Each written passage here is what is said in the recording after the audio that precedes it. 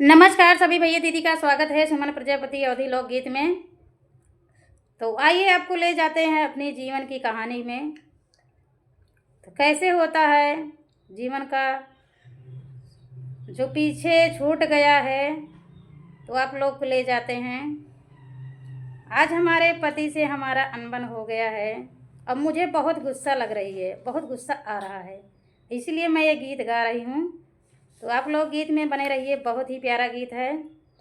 जब नई नई शादी करके आओ तो घर परिवार में बहुत ही प्यार मिलता है, बहुत ही दुलार मिलता है। पति भी बहुत खुश होते हैं और सास ससुर और घर के लोग भी बहुत बहुत खुश होते हैं।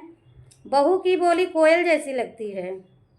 अब जब 2-4 साल हो जाए, 10 साल हो जाए ना, तो जहर लगता, जहर। तो आइए आपको गीत के माध्यम से ले जाते हैं। आप लोग गीत में बने रहिए, अच्छा लगेगा। अरे जाई के टेरनिया से कटी जाबई, पिया बोलई खातिर तू तरसी जाब्या, पिया बोलई खातिर तू तरसी जाब्या। जाई के टेरनिया से सटी जाबई, पिया बोल खातिर तू तरसी जाब्या, पिया बोलई खातिर तू तरसी जाब्या।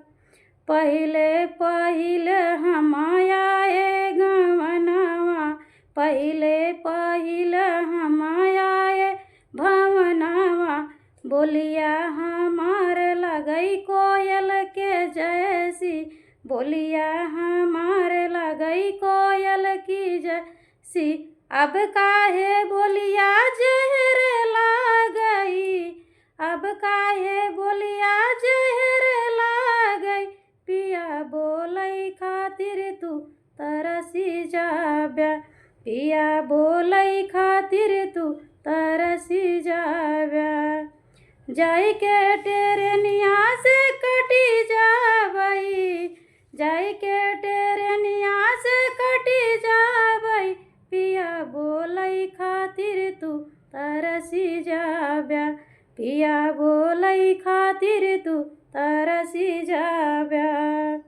सासू ननद मिली हमका सतावई, लहुरा देवरवा घर से निकारई, लहुरा देवरवा घर से निकारई। सथवा ना देबा जहर पीबई, सथवा ना देबा जहर पीबई, पिया बोलई खातिर तू तरसी जाब्या, पिया बोलई खातिर तू तरसी जाब्या। जाई के टेरनिया से कटी जाबई, पिया बोलई खातिर तू तरसी जाब्या, पिया बोलई खातिर तू तरसी जाब्या। जाया विदेशवा तो साथ लिया चलिया, संगवा तू राया, हाँ संगवा तू राया।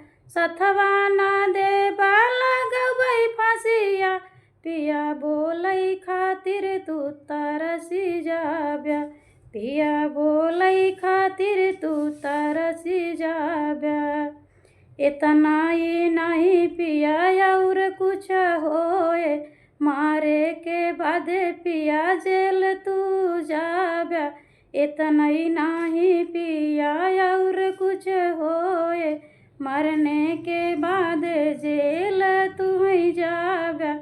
खाब्या तू जेलिया के रोटिया हरदम, जेलिया मेरा बा तू खाब्या रोटिया, पिया बोलई खातिर तू तरसी जाब्या, पिया बोलई खातिर तू तरसी जाब्या। जाई के टेरनिया में कटी जाबई, जाई के टेरनिया से कटी जाबई, पिया बोलई खातिर हम तरसी जाब्या, पिया बोलई खातिर तू तरसी जाब्या, पिया बोलई खातिर तू तरसी जाब्या। खाना खाने राइस